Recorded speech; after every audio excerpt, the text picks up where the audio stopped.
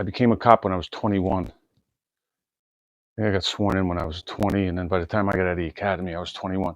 But anyway, I was working with guys at the time, guys that were breaking me in, new partners and all, that were probably, pointing at them, probably, in their 30s and 40s. And I remember one time, I was working with one guy. I didn't even realize how old he was. It turned out he was 41. I thought he was older than that, to be honest with you. He came across as being older. But anyway, we got into a bit of a tussle with a guy that we were trying to arrest. More than a bit of a tussle. He gave us a fight for a while. But anyway, we wound up getting this guy handcuffed, and it wasn't easy.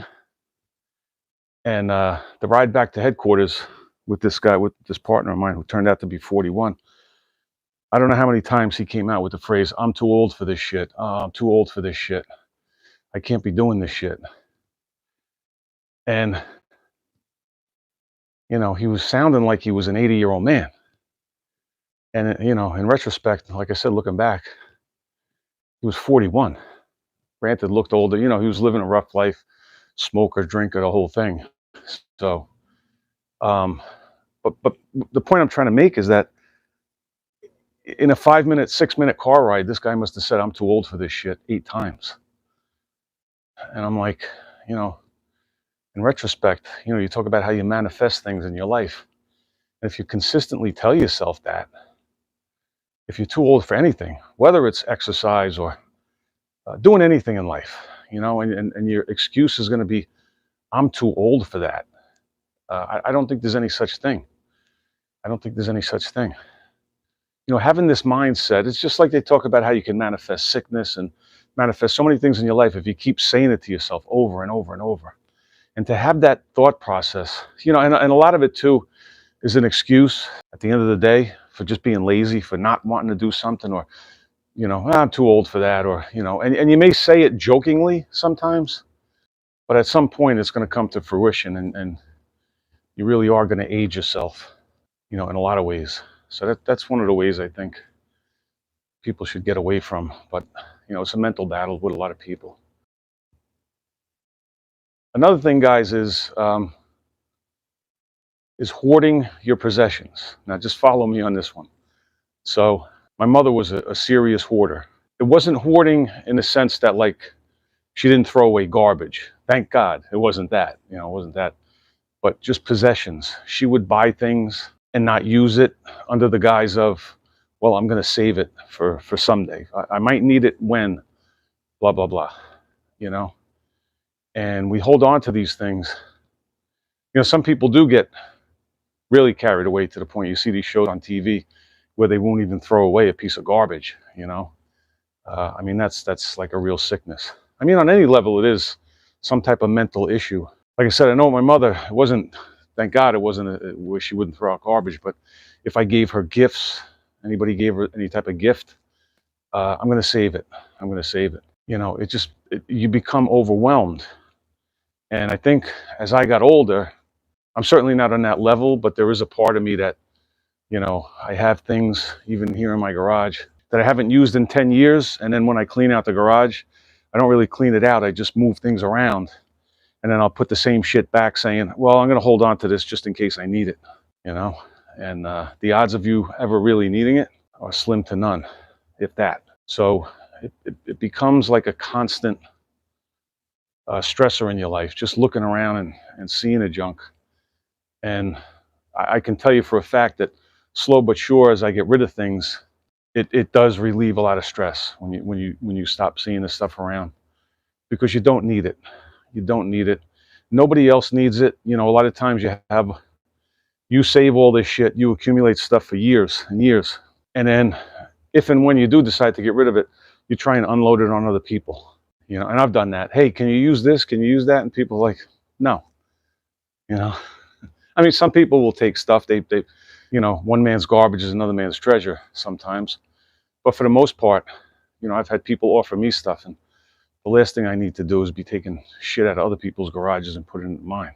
It behooves you to, even if you don't want to follow a minimalist lifestyle, I think it's better in a lot of ways to just pare back on things. You don't need as much as you think you need. Try and minimize the clutter in your life, you know, in a lot of different ways. So another thing that I believe makes a lot of people miserable, myself included, I had a lot of points in my life, and I'm sure everybody might concur with this one, is that when you live in the past and you look back at things you've done, and you know you fucked up big time.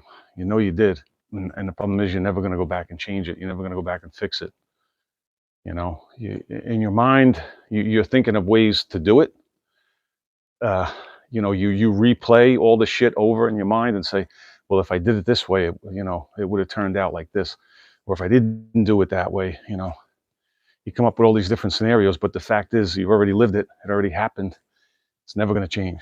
You know, the fact pattern might change in your head to try and ease the ease the pain a little bit, or make it seem like you weren't that much of an asshole. But if you were, you were. Whatever you did, you know, all you can do is just say, live and learn. I'm not going to do it again. I did it out of ignorance. I did it out of whatever. And I know I did a lot of things in my life out of ignorance. And that's not always an excuse, you know, I mean, because of it. I don't care how ignorant you are, you still know right from wrong. That's the only thing you can really do with the past, is just look at it, learn from it, and try and improve on, you know, your future self, things you do in the future. Say, I'm going to do my best not to do that again. I'm not going to do my best not to be that much of an asshole. It's something I strive to do every single day, believe me. So another thing, guys, and this is one of these Stoic principles, how you worry about things that are out of your control. You have absolutely no control over the outcome or anything about it, and you sit and worry about or try and figure out ways that you're going to change a situation that you have nothing to do with, or there's no way on God's green earth that you're ever going to change or have any effect on. And part of that too is trying to change other people. You don't have any, you think you do to a degree, and you might temporarily change someone's behavior, but you're never going to change the person itself. And certainly not an external situation. You know, you got to control your situation. And when you do that, if you're taking care of yourself and you're taking care of, look at your four walls, whether you live in a tiny apartment or a big house, you control what's going on there. If you take care of that and treat other people right, everything else will work out in the end, one way or the other.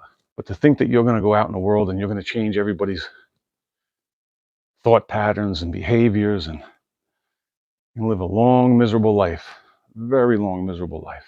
This next one, guys, has been like a real big thing in my life. Unfortunately, for the vast majority of my life, I was around these people. But I always talk about, and I've mentioned this many times on the channel, toxic people in your life.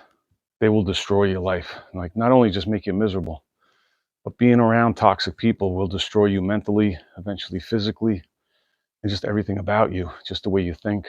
And unfortunately, a lot of times these toxic people are actually your family. And I mean, at this stage of my life, you know, if it's not a family member, believe me, I'm glad that I almost made it almost like a superpower. I don't give a shit who it is. If there's an ounce of toxicity or negativity, or somebody rubs me the wrong way, I'll never be around them. You know, I'll cut them in a second. You know, it's not that easy with family members. You have to do everything in your power, family or not. If they're sucking you dry, they're sucking your energy, if they're making you miserable, if they're ruining your life, you got to minimize your time with them. Family member or not, that means nothing. You know, your well-being, your health, that's the number one thing. You know, so even a relationship with a family member, because if somebody's that toxic, again, if they're doing it out of ignorance, if they don't realize they're that toxic, it goes back to you changing, not having control over other situations. You can't control somebody else's mind. If that's a toxic person and they're spreading that, you can't prevent them from doing it. So you got to get away from them. And if you can't do it 100%, you minimize the time as much as you can. You know, it's not worth it. It's not worth your mental health, your physical health. It's not worth the time you expend on them. So another one I was thinking about, guys, was procrastination.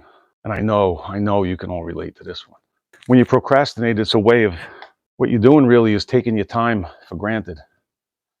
And that's a very, very flawed strategy.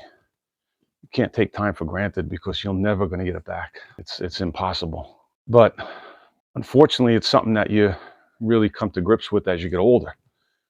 You know, and again, with a lot of things in life, it's everybody's going to have their epiphany at a different point in life. But at some point, you're going to realize, oh shit, I wasted all this time, and I'm never going to get it back. And believe me, that's going to make you very miserable. So spend your time wisely. You know, we're all going to procrastinate. You know, I always use one of the very many examples. You know, I talk about even doing this YouTube channel. I wanted to do it for a long time, and I kept putting it off. You know, the analysis paralysis, and let me wait till everything's perfect, and I don't know how to edit, and I don't know how am I going to film a video and all this other shit, you know, and it really is just wasted time. But with anything in life, you know, if it's something that you want to do, I'm not saying go off half-cocked on things, but there comes a point where you just have to pull the trigger and just go. Just do it. And, you know, talk about wasting time too, and taking time for granted. It goes back to my previous point about being like in a relationship with toxic people. It's just a waste of time. You know, you're letting these people use up your clock. You can't do that. You have to take control of the clock. Use your time efficiently. Use that clock the right way. But most of us don't. And especially, you know, and there's a lot of older people that still do it, but especially in your youth, because you don't see an end point. You really don't. I know I didn't. When I was 18, when I was all through my 20s, I never saw an end point. I thought I was bulletproof. I thought I could do whatever I want, live how I wanted, and there would never be any repercussions. So yeah, guys, we got to use our time wisely, especially as you get older. So another one, guys, that eventually is going to make you miserable. I think most people, some people it just won't, again, because some people won't have that realization, or if you want to call it an epiphany. But I did this, you know, throughout my life. Always felt that I had to be working, and I would literally, you know, I was working 2 and 3 jobs, overtime. I never said no to overtime. If I turned it down, I was sick to my stomach. You know what I mean? I just hated it. And that old adage that, you know, the more you make, the more you spend, that rang true with me. You know, I made a lot of mistakes in that regard. And, you know, you got to realize if you're putting your time and effort into that, into chasing that buck, you're taking your time and effort away from something else in your life. A lot of times it could be your kids. It could just be you taking care of yourself. And at the end of the day, instead of working 3 jobs and driving that brand new car, you could have worked 1 job and a couple of overtime shifts here and there and driven a used car. You know what I mean? Just pared back on your lifestyle a little bit, and it would have been so much better. You know, I'm certainly not saying don't work hard.